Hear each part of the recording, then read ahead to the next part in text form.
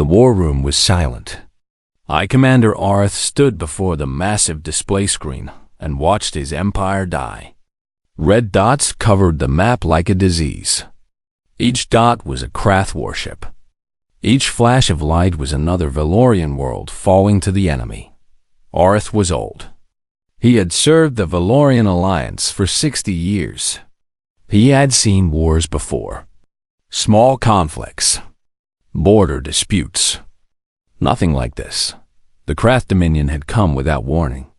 Their ships appeared at the edge of Valorian space 3 months ago.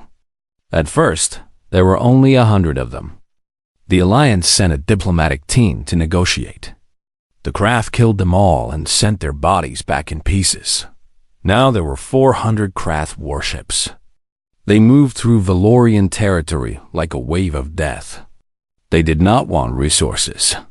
They did not want land. They wanted extinction. "High Commander," a young officer said. His voice was shaking. "We have lost contact with the 7th Fleet." Orth closed his eyes.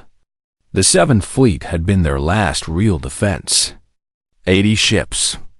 Gone in a single day. "How many ships do we have left?" Orth asked. 42, sir. But 12 of those are badly damaged. 40 ships against 400. It was not a battle. It was a death sentence. The other council members sat around the table. They were leaders of the 12 species that formed the Valorian Alliance. Some were crying. Some were praying to gods that could not save them. Some simply stared at nothing, already dead inside. "We must surrender," said one of the council members. His name was Vorath, and he represented the Silken people. "Perhaps they will show mercy." "The Krath do not know mercy," Arth replied. "They have destroyed every civilization they have encountered. Surrender means death. Fighting means death. There is no escape." The room fell silent again. Outside the window, the sky was dark. Somewhere beyond those stars, Krath ships were burning another world dot. Then Envoy Talus spoke. Talus was young and idealistic. He believed in hope even when hope was foolish. He stood up from his chair and walked to the display screen. His fingers moved across the controls until the map changed. It zoomed out, showing the entire galaxy. "There is one option," Talus said. "One we have never considered." He pointed to a section of the map marked in black. A forbidden zone. A place no Valorian ship had visited in over 10,000 years. "The quarantine boundary," Arth said. "You cannot be serious." "I am completely serious," Talus replied. "Beyond that boundary is a planet called Earth, a world we sealed away long ago. A world filled with creatures who might be able to help us." The council members began to shout. Some laughed. Some cursed. One of them actually fell from his chair. "The humans?" Vorath screamed. "You want to ask the humans for help? Are you insane?" Arth raised his hand for silence. The shouting stopped. He looked at Talus with tired eyes. "Tell me, young envoy, do you know why we sealed Earth away?" Talus nodded. "I have read the ancient records." "Then, you know what lives on that planet." "Yes." "You know what they are capable of." "Yes." Arth walked slowly to the window. He stared out at the darkness. His reflection stared back at him, old and defeated.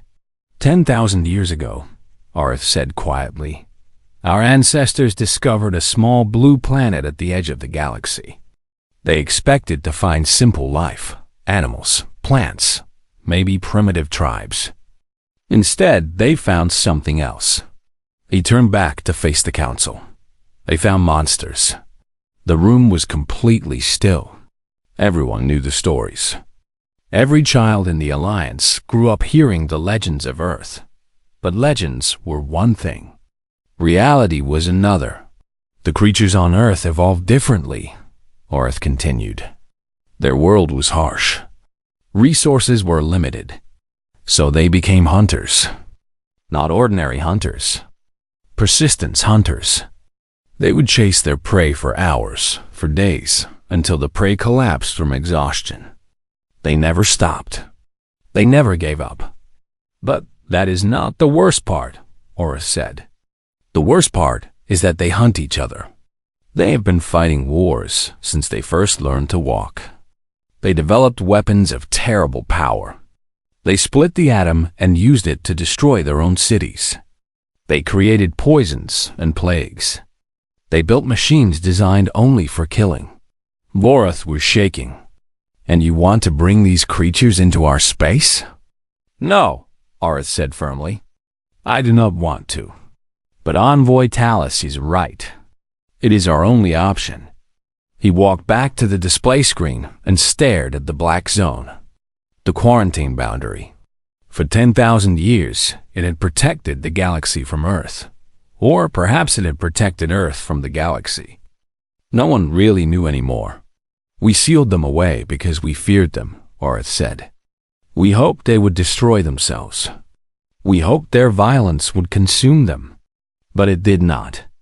They survived. They grew stronger. Our probes show that they have developed space travel now. They have ships. They have weapons. They are ready. Ready for what? Someone asked. Ready for war. Orith made his decision. He walked to the communications console and entered a code that had not been used in millennia. The quarantine boundary had emergency channels, ancient frequencies that could reach Earth. No one had ever used them. No one had ever been desperate enough until now. This is High Commander Orith of the Valorian Alliance, he said into the microphone. His voice was steady, but his hands were trembling. We are under attack. Our people are dying. We need help, please. If anyone can hear this message, we need help. He ended the transmission. The room was silent. No one knew if the message would even reach Earth. No one knew if the humans would respond. No one knew if they would help or simply laugh at the dying aliens who had ignored them for so long. 3 days passed. Nothing happened. On the 4th day, a reply came. Talus was the first to hear it. He was sitting alone in the communications room, monitoring the frequencies. He had not slept in days. His eyes were red. His body was weak. But when the signal came through, he felt more awake than he had ever felt in his life. The voice was strange, alien. It spoke in a language that the translator could barely process.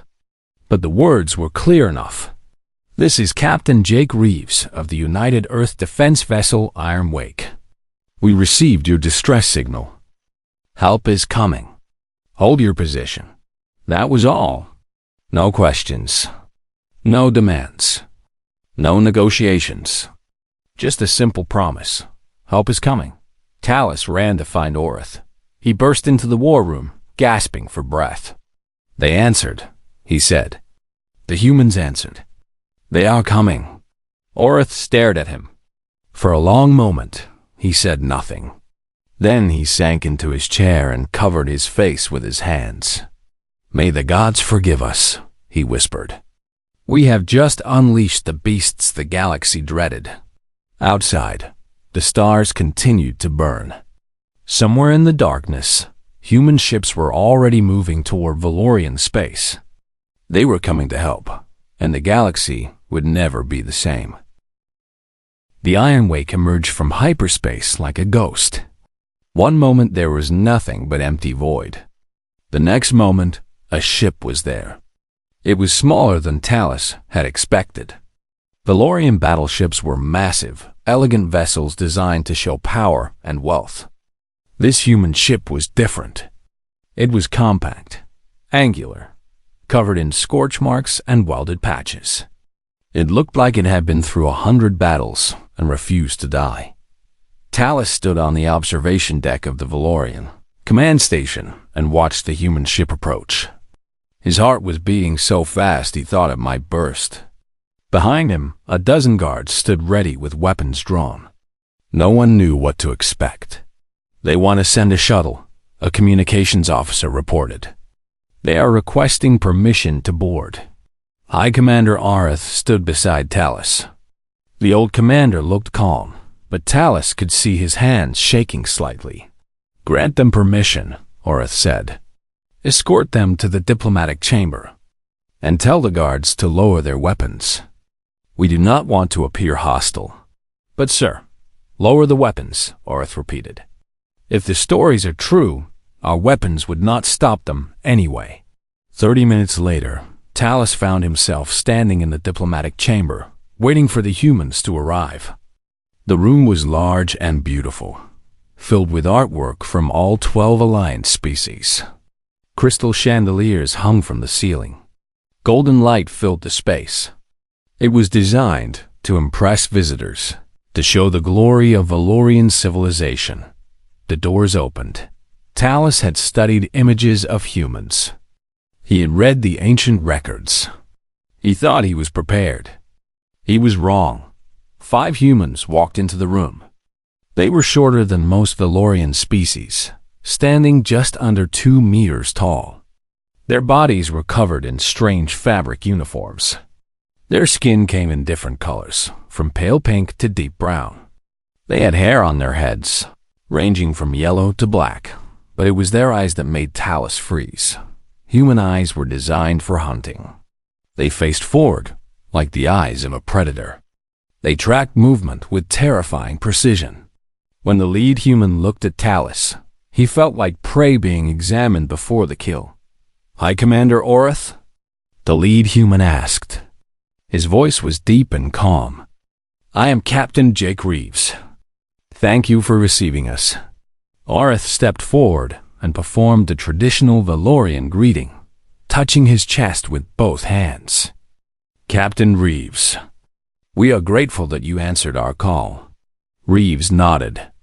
He did not perform any greeting in return. Instead, he simply said, "Show us the tactical situation. We need to understand what we are dealing with." There was no small talk, no pleasantries, no diplomatic games. The humans wanted to get straight to business. Talus found this both refreshing and terrifying. They moved to the war room. Orth activated the display screen and showed the humans the current state of the conflict. Red dots filled the map. Craft ships were everywhere. A female human stepped forward. She had dark hair and cold eyes. Her name tag read LT, Emma Cole. 400 enemy ships, she said. 40 of yours remaining. What are their capabilities? Orth described the craft warships. Heavy armor, plasma cannons, shield generators. The humans listened without expression. When Orth finished, Lieutenant Cole turned to Captain Reeves. "Standard engagement," she said. "Nothing we have not seen before." Reeves nodded. "Agreed." Talus could not believe what he was hearing. "Standard engagement? There are 400 of them." Cole looked at him. Her gaze was calm and steady. And there are only 40 of us. Plus your one ship." 13, Reeves corrected. "We have 12 more vessels en route. They will arrive within 48 hours. 13 ships against 400. Talus felt like he was going insane. "That is impossible." The humans exchanged glances. One of them, a large man with dark skin and massive arms, actually smiled. His name tag read SGT, Marcus Webb. "Kid," Webb said, "let me tell you something. Back on Earth, my ancestors fought a war where one side had nothing but sticks and rocks. The other side had guns, armor, and ships. Guess who won?" Talus shook his head. "The ones with guns? Nope, the ones with sticks. Took them 20 years, but they won." Webb crossed his arms. "Humans do not give up. Ever. You can beat us down. You can destroy our cities. You can kill millions of us. But we will keep fighting until we win or until every last one of us is dead." A chill ran down Talus's spine. Over the next few hours, Talus was assigned to show the humans around the station. He walked with them through the corridors, answering their questions, trying to understand these strange creatures. He quickly noticed things that disturbed him. The humans ate meat. Not just processed protein, actual flesh from dead animals. One of them, a young woman named Dr. Hannah Kim, offered Talus something called beef jerky. When he asked what it was, she explained that it was dried muscle tissue from a large earth animal. Talus politely declined. He also noticed that the humans never stopped moving. Even when they were standing still, their eyes were scanning the room. Their hands stayed near their weapons. They were always ready for a fight, even in a peaceful environment. Does it ever stop? Talus asked Dr. Kim as they walked through the station's garden. Does what stop? The alertness. You all seem like you are waiting for an attack at any moment. Dr. Kim smiled. It was a kind smile, but there was something sad in it. Humans evolved on a dangerous planet, she said. Predators everywhere. Diseases that could kill entire populations. Natural disasters. Wars. We have been fighting for survival since we first existed. That instinct does not go away. But you have cities now. Civilization, safety. We have never had safety, Dr. Kim replied. Not really. Every generation of humans has faced some kind of crisis. War, plague, famine. We have come close to extinction many times. But we always survived. How? Dr. Kim looked up at the artificial sky of the garden dome. By being stubborn, and by being very, very good at killing things. That evening, Talus attended a meeting in the war room. Captain Reeves was explaining his plan to High Commander Orth. We will engage the Krath fleet in 48 hours, Reeves said. Your ships will stay behind us and provide support. Do not engage directly. Your role is to protect civilian transports and damaged vessels. You want us to hide behind you? Orth asked. Yes, but there are only 13 of you. Reeves smiled for the first time. It was not a comforting smile.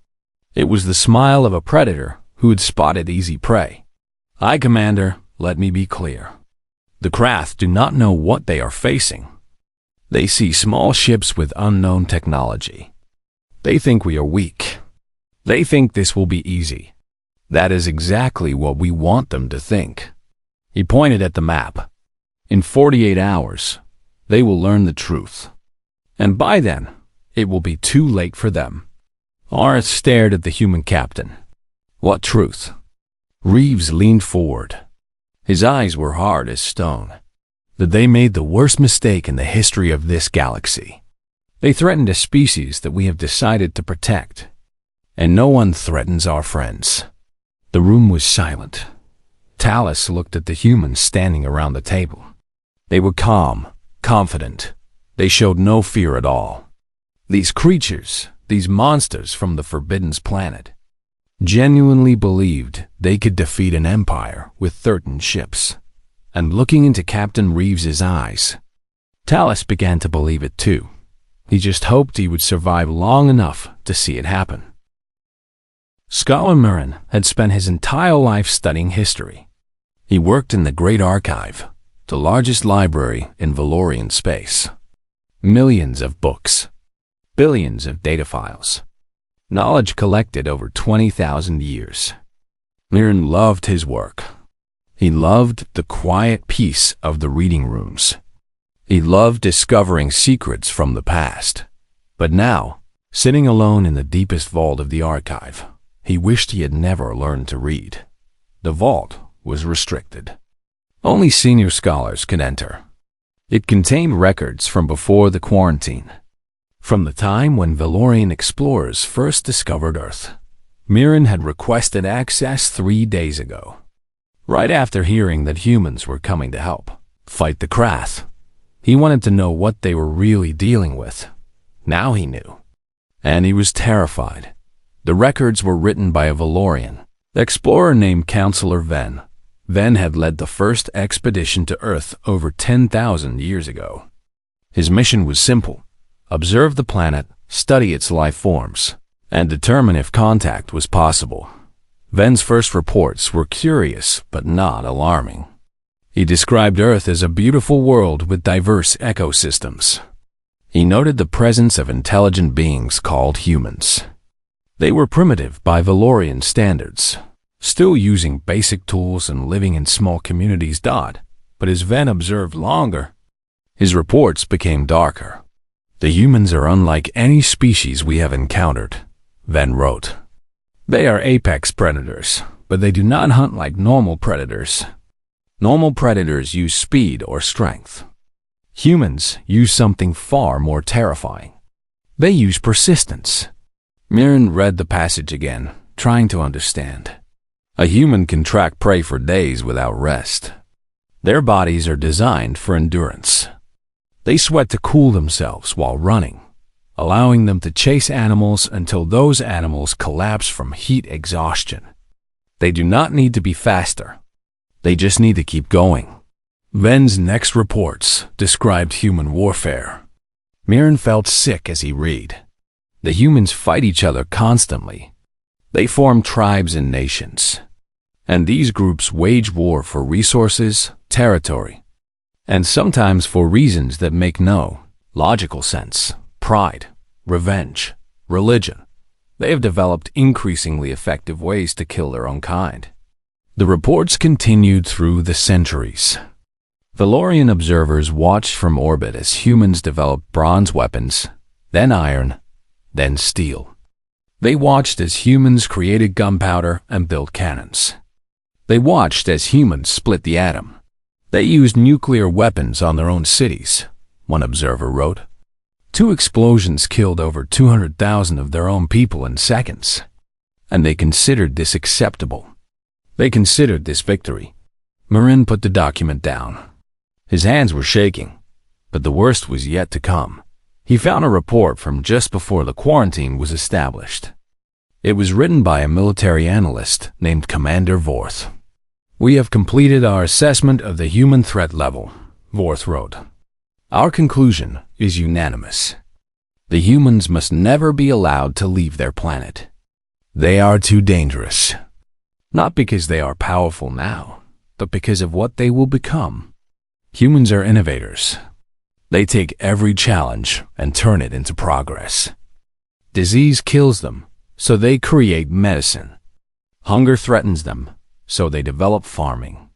War destroys them, so they build better weapons. Every obstacle makes them stronger. If we allow them to reach the stars, they will spread across the galaxy like a plague.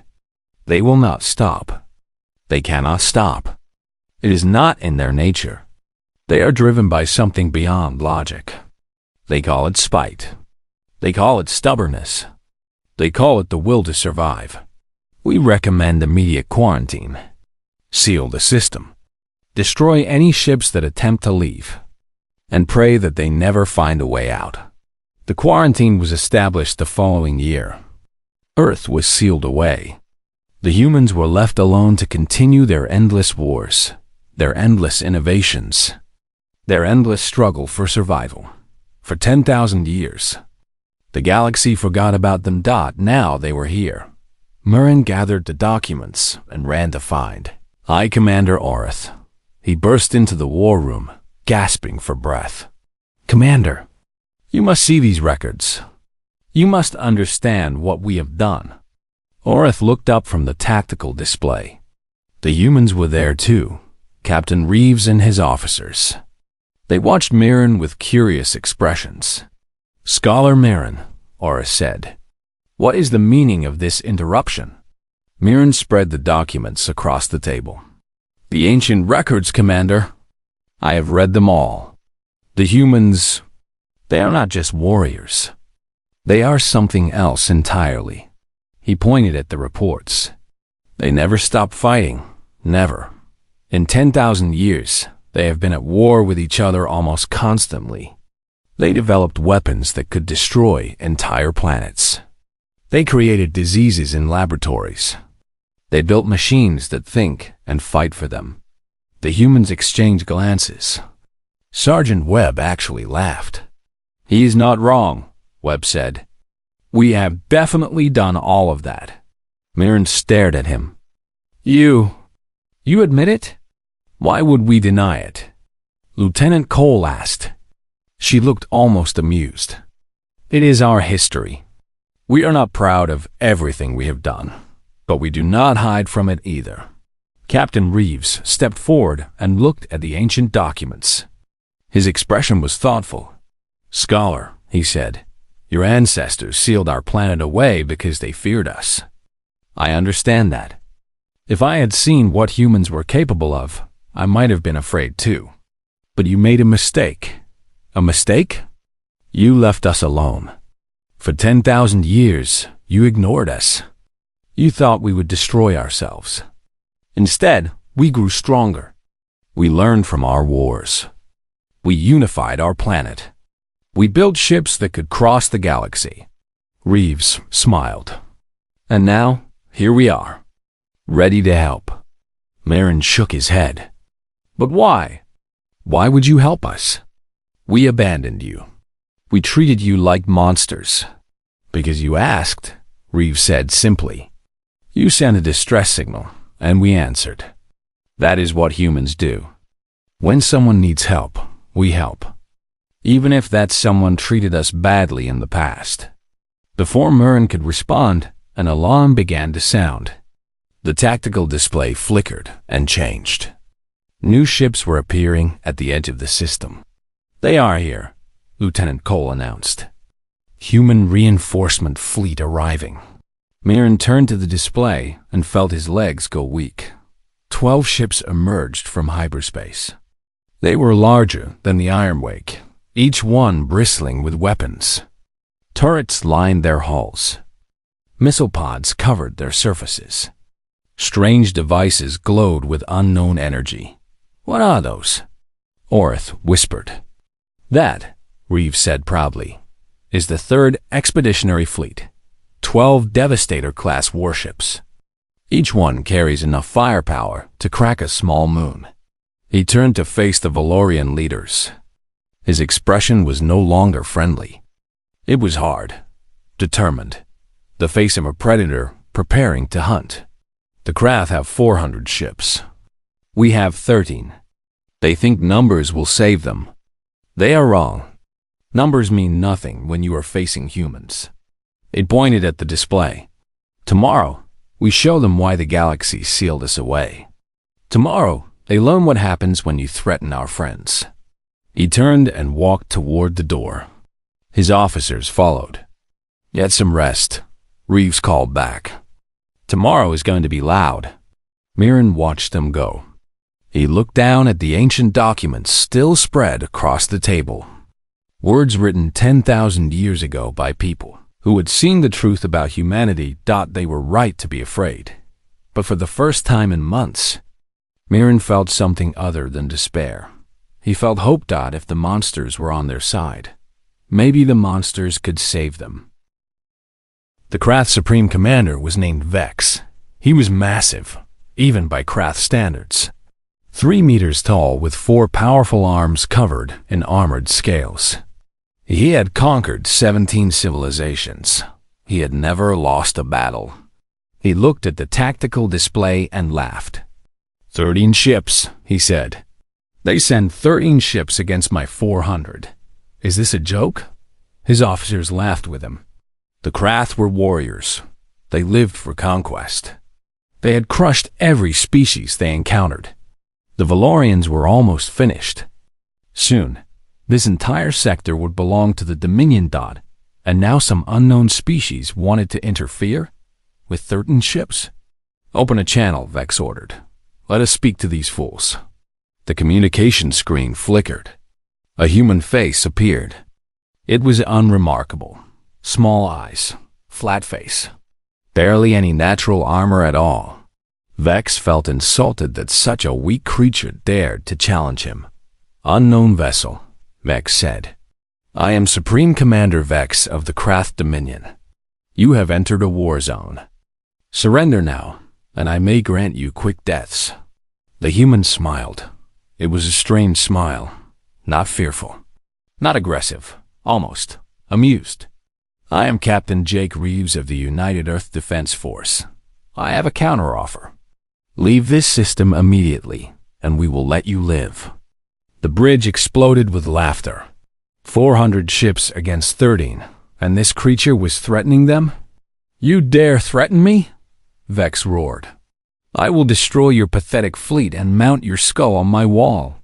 "You can try," Reeves replied calmly. "But I should warn you, humans do not surrender. We do not retreat, and we do not forgive." The screen went dark. Vex slammed his fist against his command chair. "All ships, attack formation. Destroy them all." The Krath fleet surged forward.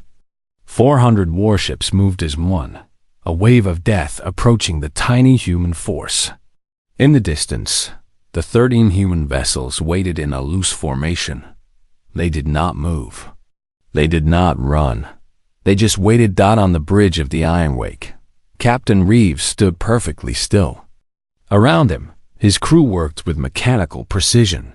Lieutenant Cole monitored weapon systems. Sergeant Webb coordinated with the ground assault teams. Dr. Kim stood ready in the medical bay. "Enemy fleet approaching," Cole reported. "Range in 60 seconds. "Hold position," Reeves said. 50 seconds. "Hold. 40 seconds. "Sir, should we not engage?" "Not yet." Private Danny Torres stood at his station, hands trembling. He was 22 years old.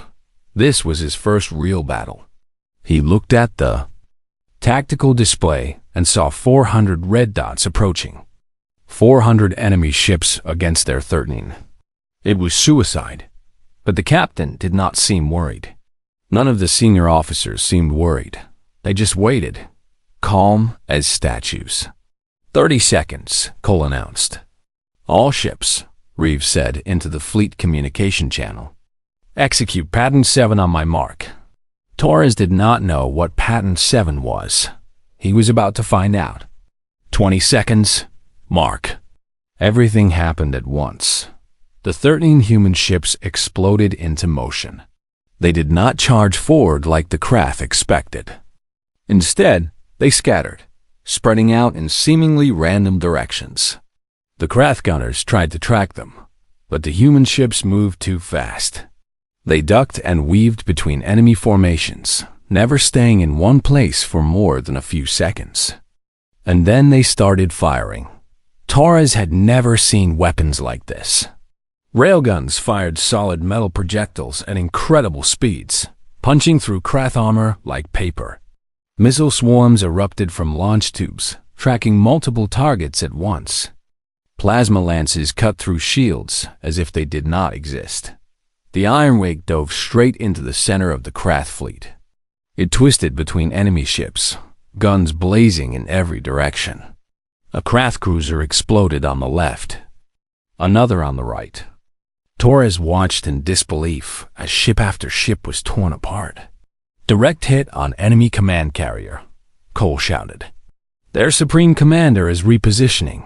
Follow him," Reeves ordered. "He does not get to run." The battle was chaos. But for the humans, chaos was home. They moved through the Krath fleet like wolves through a herd of sheep. They targeted weak points. They exploited gaps in formation. They covered each other with precise, coordinated fire. The Krath tried to respond, but they were too slow, too predictable. Their tactics were designed for enemies who fought in straight lines. Humans did not fight in straight lines. Meanwhile, Sergeant Webb led a strike team onto a Krath space station. The station controlled orbital defenses around a Valorian colony. If it stayed active, thousands of civilians would die. "Breach in 3, Webb said into his radio. "Everyone ready?" His team nodded. 20 soldiers in heavy combat armor, armed with weapons designed for close-quarters fighting. They had trained for this. They had been born for this. The door exploded inward. The Krath defenders were waiting. They opened fire immediately. Plasma bolts filled the corridor. Webb ducked, rolled, and came up shooting. His rifle barked 3 times. 3 craft fell. "Move! Move!" he shouted. His team surged forward. They did not use cover the way other species did. They advanced constantly, laying down suppressive fire, never giving the enemy time to think. A craft soldier lunged at Webb with a blade.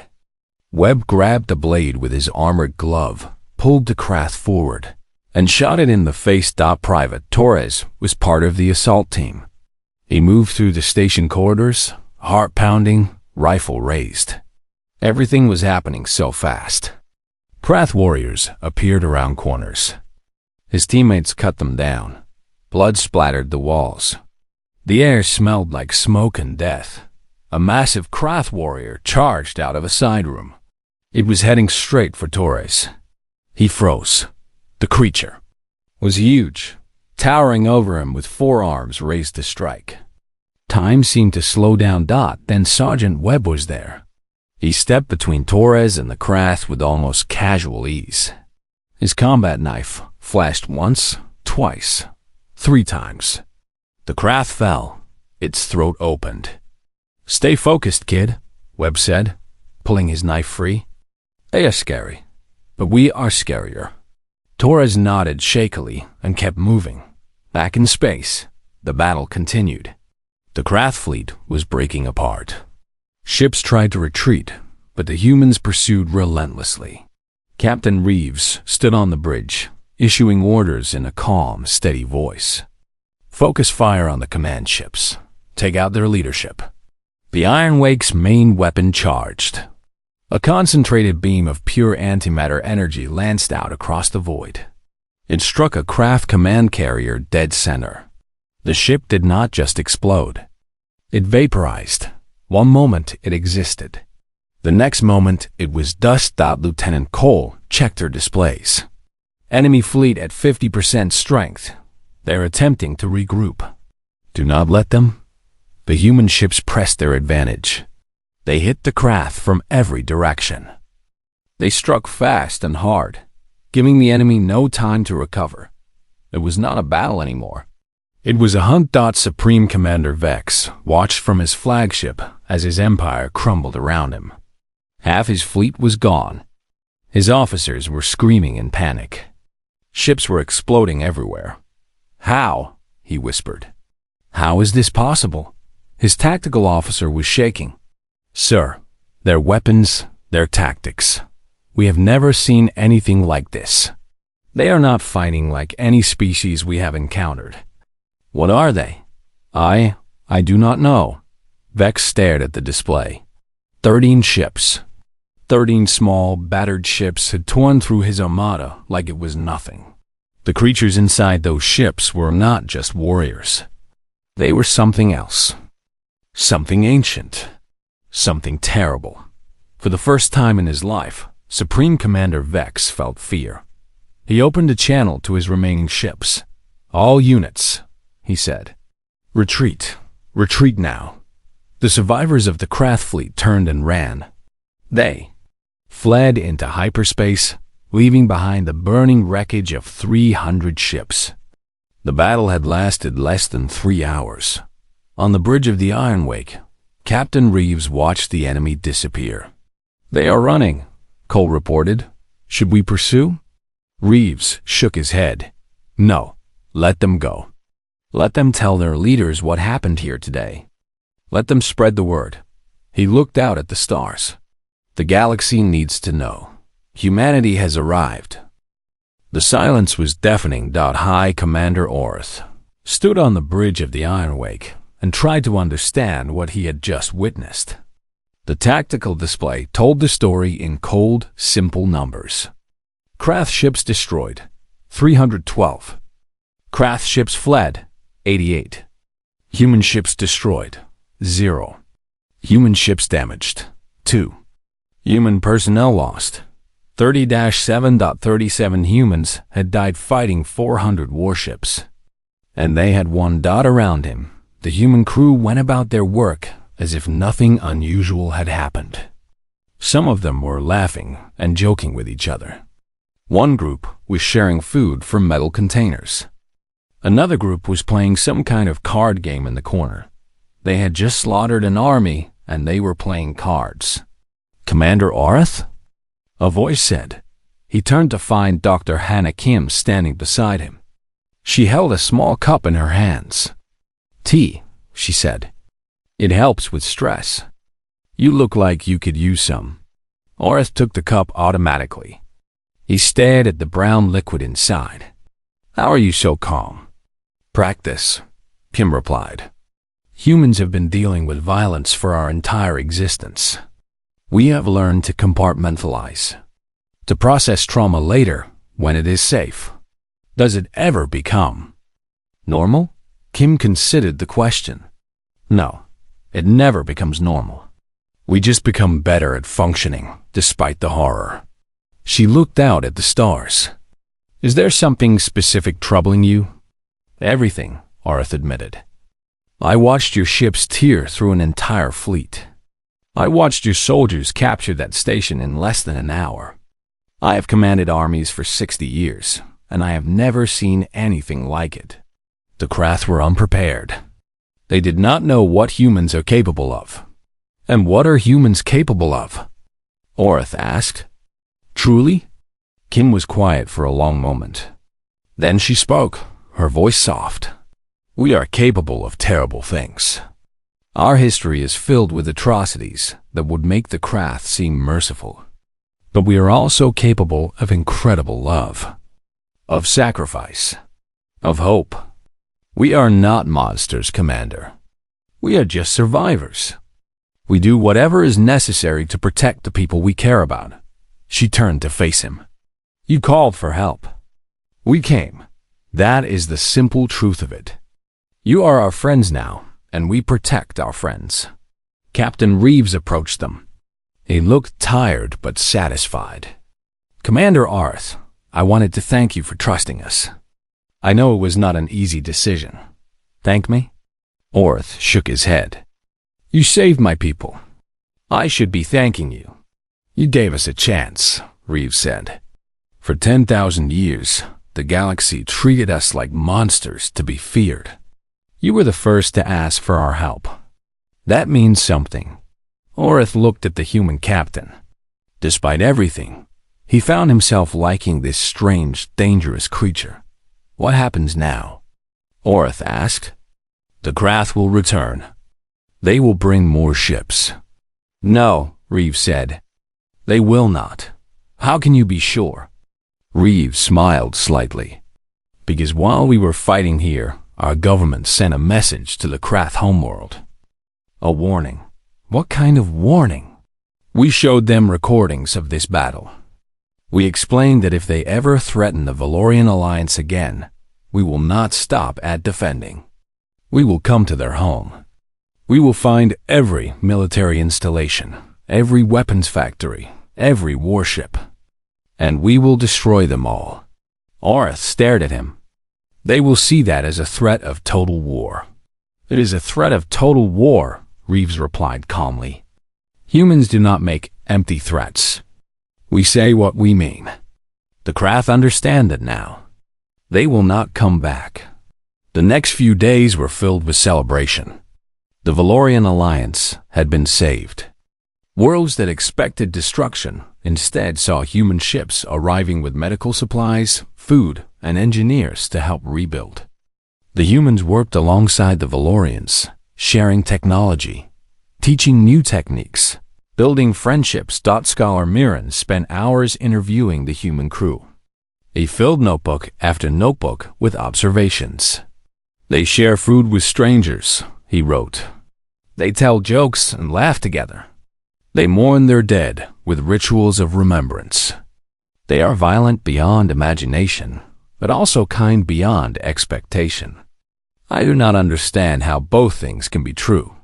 Private Danny Torres was hailed as a hero. He did not feel like one. He felt like a kid who had almost died several times. But Sergeant Webb kept calling him brave, and eventually Torres started to believe it. "You did good, kid," Webb told him. "First battle is always the hardest. It gets easier." "Does it really?" Webb paused. "No, I lied. It never gets easier. but you get stronger. That is the human way. On the final day before the human fleet departed, High Commander Orth held a ceremony in the Great Hall of the Alliance Station. Representatives from all 12 Valorian species attended. The hall was filled with thousands of beings who had come to honor their saviors. Captain Reeves stood at the podium. He looked uncomfortable with all the attention, but he spoke clearly. "We came because you asked. We fought because it was right. We will leave because you no longer need us. But know this, you are not alone anymore. Earth stands with the Valorian Alliance. If you ever need us again, call. We will answer." The crowd erupted in cheers. Beings who had never seen humans before stood and applauded. Some were crying. Some were laughing. All of them understood that the galaxy had changed forever. After the ceremony, Talus found Orth standing alone on an observation deck. The old commander was watching the human ships prepare to leave. "I still do not understand them," Orth admitted. "They are capable of such destruction. Yet they chose to help us. Why?" "I asked Dr. Kim the same question," Talus said. "She told me that humans have a word for it. They call it compassion." "Compassion?" "The ability to feel the suffering of others and want to help." She said it is part of what makes humans dangerous. They do not just fight for themselves. They fight for their friends, their families, their ideals. They will sacrifice everything for the people they care about. Orth nodded slowly. The ancient records called them monsters. "They were wrong," Talus said. "Humans are not monsters. They are something more complicated. Something more beautiful." He paused. "And something much more terrifying." The human ships began to move. One by one, they aligned with the jump coordinates and prepared to return home. The Iron Wake was the last to leave. Captain Reeves's face appeared on the communication screen one final time. "High Commander." "Envoy Talus." "It has been an honor." "Captain Reeves," Orth replied. "Thank you." "For everything?" Reeves smiled. "Take care of yourselves. And remember, if the galaxy ever gives you trouble, just tell them you are friends with the humans. That should make them think twice." The screen went dark. A moment later, the Iron Wake jumped into hyperspace and vanished. Skala Mirren submitted his final report to the Valorian Council later that week. It was distributed to every government, every military leader, every historian in the Alliance. It became the most read document in Valorian history. The conclusion was simple. 10,000 years ago, we sealed Earth away because we feared the creatures that lived there. We called them monsters. We called them beasts. We thought we were protecting the galaxy from their violence. We were wrong. The humans are not monsters. They are survivors. They are fighters. They are friends who will stand beside you when the universe turns dark. They are also the most dangerous species in the galaxy, and anyone who threatens what they love will face destruction beyond imagination. We made them our allies. That was the wisest decision in the history of our civilization. To anyone who reads this document in the future, I offer only one piece of advice. Never make enemies of Earth. Never threaten what they protect. And never, ever forget what they are capable of. They are human. And now, finally, they are among us. The galaxy will never be the same. Far across the stars, the human fleet returned home. The crew celebrated their victory. The fallen were mourned and remembered. Life went on, but somewhere in the vast darkness of space, other civilizations began to hear the stories. Tales of small ships that destroyed fleets. Tales of soldiers who fought without fear. Tales of a species that had been locked away for 10,000 years and emerged, stronger than ever. The beasts had awakened, and the galaxy would never forget.